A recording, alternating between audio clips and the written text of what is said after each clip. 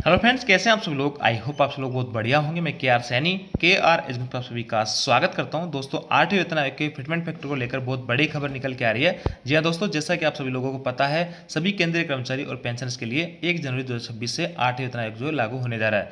इसके अंदर जितना अधिक फिटमेंट फैक्टर होगा उतनी आपकी जो है बेसिक यहाँ पे बढ़ने वाली है। तो कितना फिटमेंट फैक्टर यहाँ पे निकल के आ रहा है उसको लेकर यहाँ पे खबर आई है। संकेत केंद्रीय कर्मचारियों के वेतन में अच्छी बढ़ोतरी होने की संभावना, महंगाई भत्ता का जो है क्या नया फॉर्मूला रहने वाला है उसके रिगार्डिंग बात करेंगे। और ये जो खबर है दोस्तों, इसके आधार पर मैंने एक चार्ट बना के आपको समझाने की कोशिश करूंगा कि किस हिसाब से आपको जो यहाँ पे सैलरी बढ़ने वाली है और कितना परसेंट जो है इंक्रीमेंट आपको सरकार यहाँ पे देने जा रही है। उससे पहले दोस्तों यहाँ पे 3 महीने पहले एक इंटरव्यू में पूर्व वित्त सचिव जो थे सुभाष चंद्र गर्ग जी, इन्होंने बता दिया था कि कितना फिटमेंट फैक्टर यहाँ पे सरकार लागू कर सकती है। और उसी के आधार पर जो न्यूज़पेपर में खबर आई है, दोनों में कहीं ना कहीं थोड़ा थोड़ा सेम सा यहाँ पे नजर आ रहा है। जो इन्होंने फिटमेंट फैक्टर बताया था उतना ही ये जो खबर निकल के आ रही न्यूज़पेपर से, उसमें भी उतना ही फिटमेंट फैक्टर बताया गया है। आप देखिए जी न्यूज़ के अंदर अभी कुछ ही देर पहले ट्वीट किया गया था कि जो update will government reject 2.57 fitment factor, यानी 2.57 फिटमेंट फैक्टर जो था 7वें वेतन आयोग के अंदर लागू किया गया था 7 CPC में, वो फिटमेंट फैक्टर लागू करने की बात की जा रही है। इसकी डिमांड की जा रही थी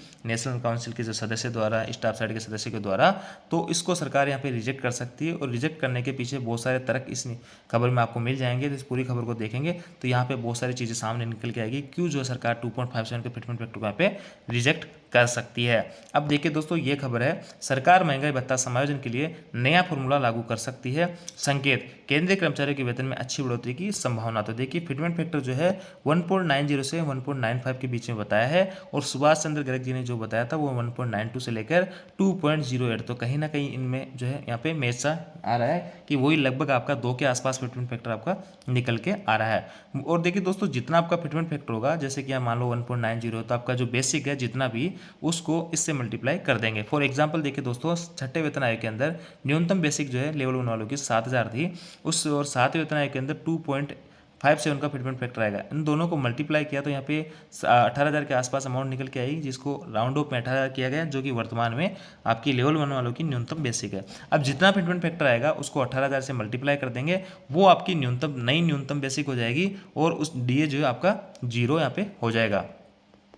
और भी कई सारी चीज़ें यहाँ पे लिखी है, ऐसे काम करता है फिटमेंट फैक्टर। मैंने आपको बता दिया किस तरीके से काम करता है। और पिछले वेतन आयोग का भी यहाँ पे जिक्र किया गया है कि 2006 के अंदर 1.86 फिटमेंट फैक्टर था, 7वें में 2.57 था और 6ठे वेतन आयोग में 54% का इंक्रीमेंट सरकार के द्वारा दिया गया था, जबकि 7वें वेतन आयोग के अंदर 14.2% का इंक्रीमेंट सरकार के द्वारा दिया गया था। इसके आगे इधर भी कई सारी चीज़ें लिखी है, देखिए यहाँ पे कि इसके गौरतलब है कि इस साल जनवरी में केंद्र सरकार ने आयोग के गठन का ऐलान किया था।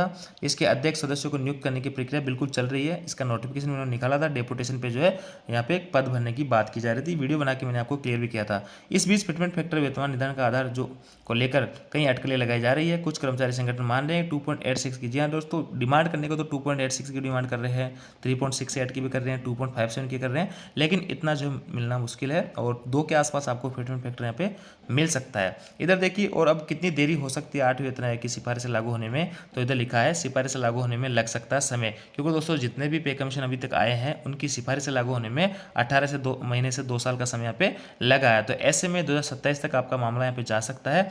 लेकिन दोस्तों डरने की आवश्यकता नहीं है। जब भी इसकी रिकमेंडेशन आए या जब भी इसका इम्प्लीमेंट हो 8वें वेतन आयोग के अनुसार, तो आपका जो एरियर वगैरह बनेगा 1 जनवरी 2026 से बनेगा। जितना भी अमाउंट आपका बनेगा 1 जनवरी 2026 से बनेगा, तो उसका आपको एरियर के साथ में भुगतान कर दिया जाएगा। तो आपको फाइनेंशियल यहाँ पे कोई लॉस नहीं होने वाला। तो ये खबर थी दोस्तों। अब देखिए तो 1.90 से 1.95 के फिटमेंट फैक्टर के आधार पे सरकार इस बार कितना इंक्रीमेंट देने जा रही है, वो एक चार्ट के माध्यम से आपको समझाऊंगा।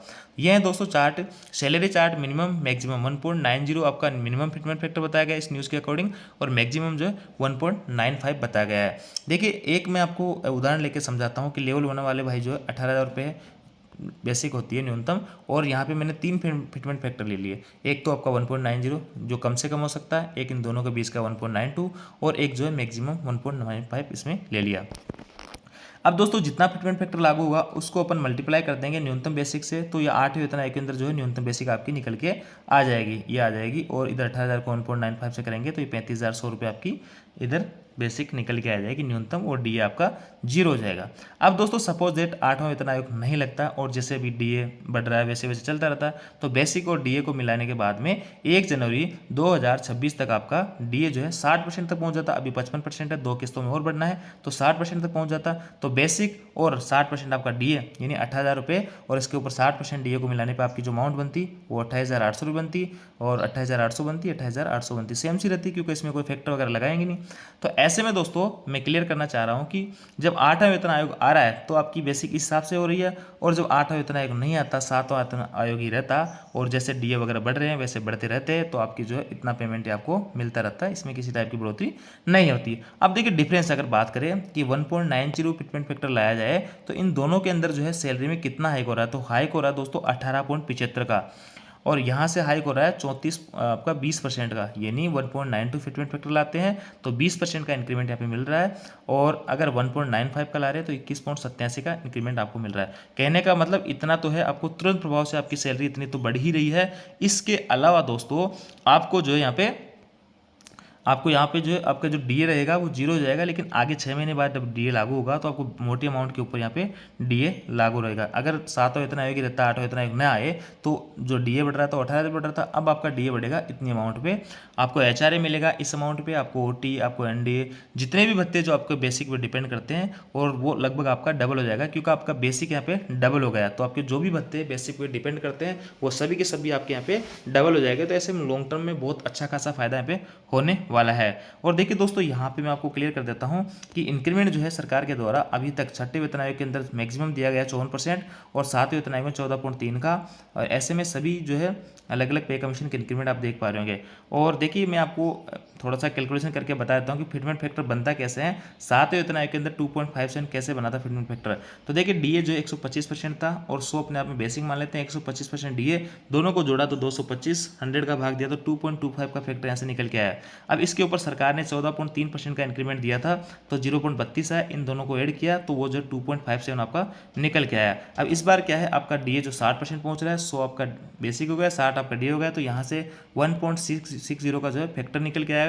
अब इसके ऊपर सरकार एक इंक्रीमेंट देगी, जो कि यहाँ पे अपने क्लियर किया कि इंक्रीमेंट अगर फिटमेंट फैक्टर इतना इतना रहता है 1.90, 1.92, 1.95, तो आपका जो है इंक्रीमेंट इस हिसाब से रह सकता है। अगर ये फिटमेंट फैक्टर रहता है तो आपका इंक्रीमेंट ये रहेगा, ये रहता तो ये रहेगा, और ये रहता तो ये रहेगा। तो कुल मिला के अगर मैं बात करूँ तो 20% के आसपास तो आपकी जो है इंक्रीमेंट यहाँ पे मिलने वाला है, और फिटमेंट फैक्टर जो आपका 2 के आसपास रहने वाला है। आपकी जो भी बेसिक है वो लगभग डबल होने वाली है, और उसी के अकॉर्डिंग आपको भत्तों का भुगतान भी किया जाएगा। तो ये थी दोस्तों अपडेट। आयोग जानकारी आपको अच्छी लगेगी, वीडियो आपका अच्छा लगे लाइक कीजिए, दोस्तों के साथ में शेयर जरूर करें। Thank you.